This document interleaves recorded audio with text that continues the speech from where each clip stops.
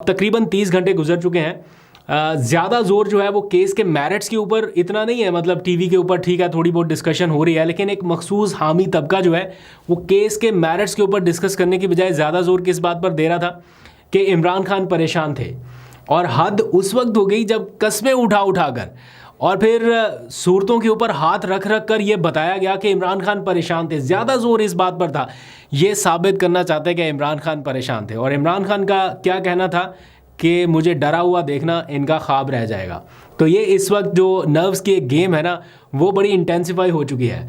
इमरान खान की एक पुरानी वीडियो मुझे उनके किसी जानने वाले ने भेजी, आप ज़रा ये वीडियो देखिए कि ये उस वक्त की है जब उन्हें नाअहल किया जा रहा था। मैं ज़रा सा इसका बैकग्राउंड बता दूं, फिर ज़रा आपको एग्जैक्ट वीडियो दिखाता हूँ। छोटी सी है, ये उस वक्त की वीडियो है जब उनके ख़िलाफ़ नाअहली के हवाले से एक फ़ैसला आने वाला था। उन्हें मालूम था, उनके आसपास के लोगों को ये पता था कि ये फ़ैसला क्या होगा। और इमरान खान की ज़रा बॉडी लैंग्वेज देखिए और उस फ़ैसले के सही या गलत होने के हवाले से उनकी क्या राय थी। उन्होंने देखा उस तरफ जहां उनके घर के बाहर कुछ मुजाहिरीन बैठे हुए थे हुकूमत के ख़िलाफ़। उस वक्त की जो हुकूमत थी उनके ख़िलाफ़ एहतजाज चल रहा था। वो कुछ उनकी रोज़ाना की बुनियाद पर गिरफ़्तारियों की इतलात आती थी, तो बहुत सारे लोग बैठे हुए थे उनको प्रोटेक्ट करने के लिए। तो इमरान खान ने उनकी तरफ देखा, कान उस तरफ किए और कहा कि फ़ैसला सही होगा या गलत होगा यहाँ से पता चल जाएगा, आवाम से पता चल जाएगा कि ये क्या कहते हैं। ज़रा वीडियो सुनिए, वापस आइए, फिर और दिलचस्प बात बताता हूँ।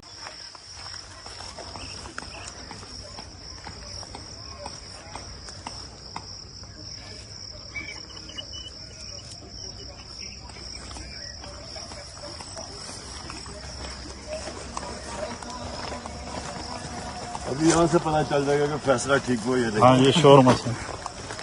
तो वीडियो आपने देख ली। इमरान खान की इंतहाई इंटेंस माहौल में भी कूलनेस और कामनेस का आइडिया आपको बहुत अच्छे से हो रहा होगा कि वो इतनी इंटेंस सिचुएशन को कैसे हैंडल करते हैं। कल भी कुछ ऐसा ही माहौल था जब उनको 14 साल की सज़ा हुई, तो उनकी बहन ये बताती हैं कि वो ये पूछ रहे थे कि अच्छा 14 साल की सज़ा क्या इससे ज़्यादा नहीं हो सकती थी। तो उनको वकला ने बताया कि नहीं, मैक्सिमम जो है वो 14 साल ही है, ज़्यादा से ज़्यादा जो सज़ा बन सकती थी वो उन्हें सुनाई गई। ये बेसिकली इसलिए नहीं है कि इमरान खान ने 14 साल जो है वो अब जेल में गुजारने, ऐसा बिल्कुल नहीं है। वैसे दिन रात मिला के दो कि 7 साल की बन जाती है, लेकिन फिर भी 7 साल भी पूरे उन्हें जेल में नहीं रहना।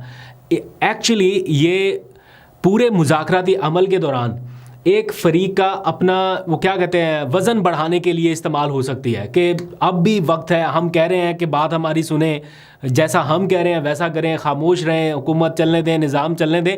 ये सारी बारगेनिंग टैक्टिक्स हैं। लेकिन क्या इमरान खान ऐसा होने देगा? ये मुश्किल सूरत हाल है। अब तक तो लग रहा है कि बात नहीं बन रही, लेकिन आगे क्या होगा मालूम नहीं है। मैं कल एक बयान देख रहा था कि इमरान खान चाहें तो सदर से रहम की अपील कर सकते हैं। ये बयान था वज़ीर कानून की जानिब से, और ऐसा तासुर दिया गया कि अगर इमरान खान को अपने लिए कोई रियायत चाहिए तो वो सदर से रहम की अपील कर सकते हैं। लेकिन इस बयान से ऐसा लग रहा था जैसे इमरान खान से अपील की जा रही है कि आप इस बारे में कुछ सोचें।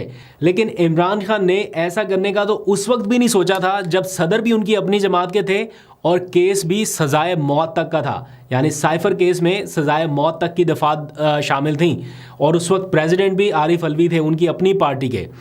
और उस वक्त ये ऑफ़र ख़ुद आरिफ अलवी साहब ने इमरान खान तक पहुंचाई थी। और ये मैं कुछ सुनी सुनाई बात नहीं कर रहा, ये आरिफ अलवी साहब से हमारी जब मुलाकात हुई थी तो बहुत सारी ऑफ द रिकॉर्ड बातें हुई थी, तो उसमें हमें ये भी पता चला कि ये ऑफ़र इमरान खान तक पहुंचाई गई थी कि अगर आप मान जाएं या अगर आप चाहें तो आपकी सज़ाएं ख़त्म की जा सकती हैं। आपके जो केसेस इस वक्त चल रहे हैं जिनमें आपको बहुत एक तरह से सियासी इंतकाम का निशाना बनाया जा रहा है, तो इस हवाले से वो अपने सदारती इख्तियारात इस्तेमाल कर सकते हैं। लेकिन इमरान खान ने उन्हें ऐसा करने से मना कर दिया था। मैं एक बार फिर कह रहा हूँ, ये सुनी सुनाई बात नहीं कर रहा, ये आरिफ अलवी साहब की जानिब से बताएगी, कोट एंड कोट आपको वो बात बता रहा हूँ जो हमारी मुलाकात के दौरान उनकी जानिब से बताई गई थी।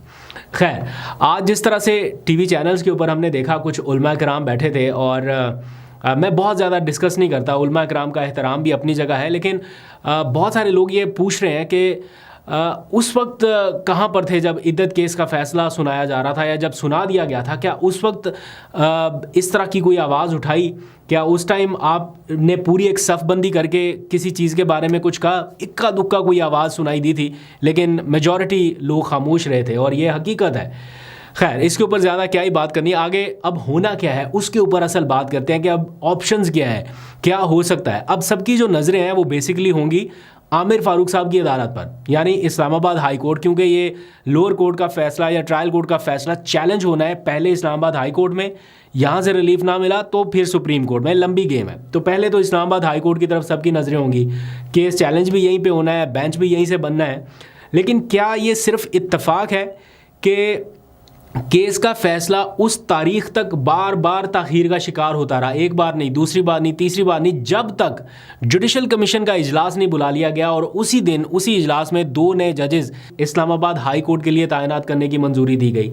यानी बहुत सारे लोगों को ये कन्फ्यूजन थी ना उस वक्त कि ये बार बार डिसीजन क्यों पेंडिंग जा रहा है, क्या मुज़ाकरात हो रहे हैं इसलिए। लेकिन जब हम PTI के लोगों से पूछते थे वो कहते थे बिल्कुल नहीं, कतन ऐसा कुछ नहीं है, क्योंकि अगर ऐसा होता तो हमें तो पता होता ना, ऑफ द रिकॉर्ड मीटिंग में या बातचीत में वो ये इसका हिंट ज़रूर देते।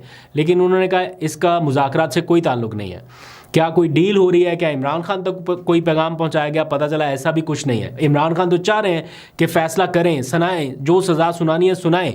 लेकिन अब पता चल रहा है कि जिस दिन ये सज़ा सुनाई गई है अब उसी दिन जुडिशल कमीशन का इजलास था और 2 नए जजेस इस्लामाबाद हाई कोर्ट में तैनात करने की मंजूरी दी गई, जिनका बाकायदा आज नोटिफिकेशन हो गया है। अब पता चल जाएगा जैसे ये केस जाएगा, चैलेंज होगा, अगर तो उनमें से किसी एक जज साहब के पास गया तो फिर आप समझ लीजिएगा कि क्यों ये केस डिले हुआ था। ज़्यादा तफसील में नहीं जाता।